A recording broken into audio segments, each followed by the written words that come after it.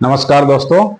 जैसा कि सेफ्टी के बारे में भी आप लोगों को मैंने बहुत बार साइट पे, ऑफिस में या जो नए बंदे हमारे आते हैं उनको भी बहुत सारी जानकारियाँ हम देते रहते हैं।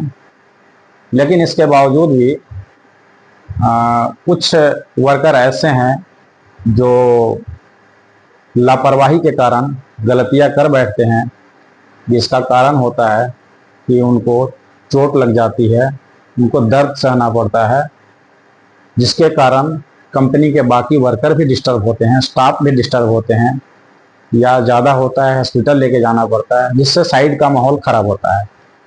तो इस चीज़ को ध्यान में रखते हुए मैं आप लोगों से यही आग्रह करूँगा कि सुरक्षा प्रथम। सुरक्षा प्रथम बोले तो सिर्फ साइड में एक सुरक्षा प्रथम नहीं होता है। सुरक्षा प्रथम का मतलब ये है कि आप सुरक्षित तो आपका परिवार सुरक्षित।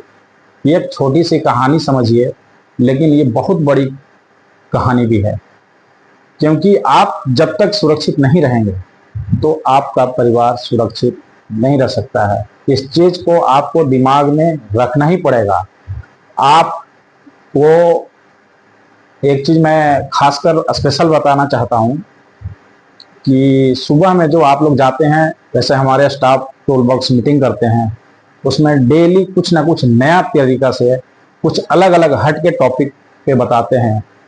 जैसा कि आज बताते हैं वर्क एट हाइट, ऊंचाई पे कैसे काम करें, सेफ्टी बेल्ट कैसे लगाएं, चढ़ने के लिए रास्ता सही है नहीं है, प्लेटफॉर्म सही है कि नहीं है, और बेल्ट लगा लिए, प्लेटफॉर्म सही है, जाने का रास्ता भी सही है, लूज मटेरियल सब पड़ा है तो उसको साइड कर दे या तो वहीं पर अच्छी तरह से बांध दें, और बेल्ट हमेशा फंसा के रखें।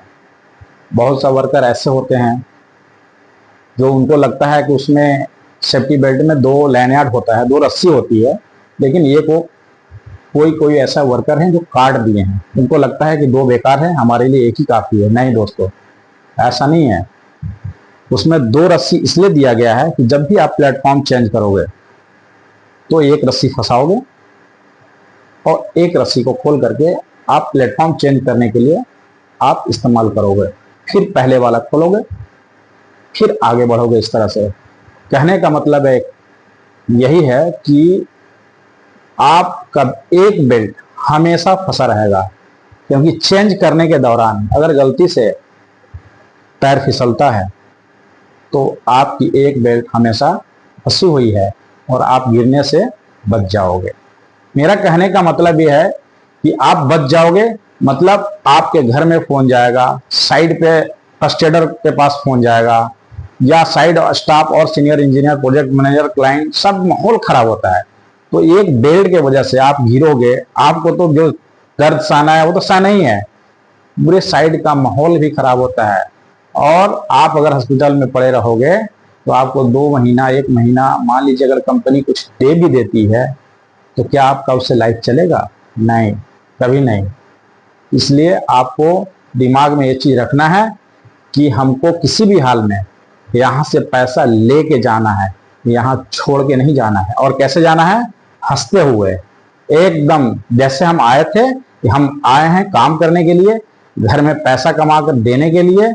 जैसा कि आपकी बीवी, आपके बच्चे, आपके माँ बाप, आपके भाई बहन, सब कोई है, इस उम्मीद से वहां पर बैठे होंगे, या आप उम्मीद लेकर उनका आए हैं कि हम यहाँ से काम करेंगे तो बीवी का ये सामान लेना है, वो लेगी, बच्चे को पढ़ाई के लिए फीस भरना है, वो भरेंगे, भाई से इतना लगाव है, बहन से इतना लगाव है, माँ बाप से इतना लगाव है, उनका भी जरूरत का सामान आप ही के कंधों पे है, ना कि उनके कंधों पे, क्योंकि जिम्मेदारी आप लेकर के घर से चले हो तो उनका भी जिम्मेदारी आपके कंधों पे है। तो सब चीजों को याद करके आपको यहाँ पे काम करना है। ऐसा नहीं कि बस एग्रेसिव हो गए और ठेका ले लिए हैं और काम करके खत्म करें। काम खत्म भी हो जाता है, लेकिन उसी में कभी कभी ऐसा मिस्टेक हो जाता है जो कि आपको हॉस्पिटल में आंखों से तो आंसू आता है, लेकिन मुंह से आवाज नहीं आता है, सिर्फ याद आता है तो सेफ्टी डिपार्टमेंट को वो बात कि मैंने उनकी बात क्यों नहीं मानी। तो क्या फायदा जब चिड़िया चुग गई खेत। कहने का मतलब यह है कि जब भी सेफ्टी वाले बताएगा तो आपके भला के लिए ही कुछ ना कुछ बताएगा। इसलिए दोस्तों, वर्क एट हाइट में मैं खास करके यही चीज मैं बार बार बताता हूँ कि सेफ्टी बेल्ट कभी ना भूलो और सही से उसको इस्तेमाल करो। और दूसरा चीज है, जैसे हम लोग हॉट वर्क में वेल्डिंग, कटिंग, ग्राइंडिंग, कई तरह के हॉट वर्क काम करते हैं, तो उसके लिए भी विशेष ध्यान आपको देना है। जैसे कि आप अगर गैस कटिंग करते हैं तो आपका सिलेंडर में फ्लैश बैक अरिस्टर है कि नहीं है, दोनों तरफ कटर और सिलेंडर की तरफ पाइप सही से है कि नहीं, और जहाँ कटिंग कर रहे हैं उसके नीचे में हाउसकीपिंग प्रॉपर है कि नहीं है। अगर नहीं है तो कर लें। उसके बावजूद लगता है कि ये वुडन मटेरियल यहाँ से नहीं हटेगा और इसमें आग भी जल्दी नहीं लगेगी, तो वहां पर हम फायर ब्लैंकेट पहले से लगाते हैं। क्यों लगाते हैं? क्योंकि फायर ब्लैंकेट इसलिए लगाते हैं कि वो उसी के लिए है कि वो थोड़ी बहुत जो चिंगारी या मेटल गिरता है उसको ऑब्जर्व कर लेता है, वो जलता नहीं है। तो फायर ब्लैंकेट जरूरी है। दूसरी चीज, हॉट वर्क के लिए खास करके इसलिए बता रहा हूं कि आग जब तक नहीं लगी तब तक तो सब ठीक है, लगती है तो काबू नहीं होती है। इसीलिए वहां पर फायर एक्सटिंग्विशर सिलेंडर हम लोग रखे हैं, या वहां नहीं है आपके पास जहां आप काम कर रहे हैं तो स्टोर से इशू कराइए और अपने पास रखिए। मैंने फायर का ट्रेनिंग भी कई बार दिया हूं कि एबीसी, CO2, फॉर्म, ये सब कैसे चलाते हैं और कब कब कहाँ पे कौन सा सिलेंडर इस्तेमाल करते हैं। जैसा कि नॉर्मल पेपर में, कागज में,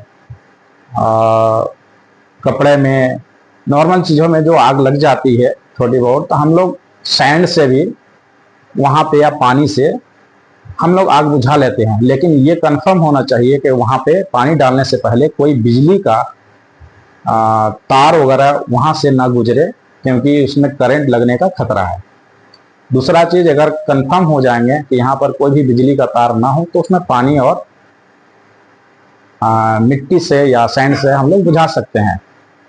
तीसरी बात, ये कंफर्म हो कि नहीं बिजली के बोर्ड में या बिजली से संबंधित आग लगी है, तो सबसे पहला बिजली वाले को तुरंत कॉल करके या वहाँ का सुपरवाइजर को तुरंत बताना है, ताकि बिजली डिपार्टमेंट को बता करके वहाँ सबसे पहले स्विच ऑफ करें। उसके बाद भी हो सकता है कि स्विच ऑफ या शट डाउन करने के बाद भी कभी कभी बॉडी अर्थ आता है, तो वहाँ पे पानी नहीं मारना है, वहाँ पे मारना है सिर्फ CO2। वहाँ पर CO2 का ही इस्तेमाल होगा। जैसे साइड पे कंस्ट्रक्शन वर्क में, जैसे JCB, पोकलेन, कई तरह की गाड़ियाँ चलती है जिसके लिए स्टोर में डीजल वगैरह आते हैं। पेट्रोल तो नहीं के बराबर, लेकिन डीजल आते हैं, इसलिए वहाँ पे फॉर्म टाइप का हम लोग फायर एक्सटिंग्विशर सिलेंडर जो है रखते हैं, तो वो वहीं पे इस्तेमाल होगा। क्योंकि उसमें एक झाग होता है जिसको फॉर्म हम लोग इसीलिए बोलते हैं, और वो लेयर जो है, जैसे टैंक है, मान लीजिए टैंक में एक तेल है और उस तेल में आग लग गया, तो वहाँ पे पानी डालने से नहीं बुझेगा, CO2 से भी नहीं बुझेगा, मिट्टी पानी जो भी है नहीं बुझेगा, ABC से भी नहीं बुझेगा। तो वहां पे झाग से हम लोग क्या करते हैं, टैंक को कवर करने के लिए फॉर्म टाइप का मारते हैं, तो पूरा झाग का लेयर उस पर छा जाता है। तो आग बुझाने का तरीका मैं पहले भी बताया है आप लोगों को कि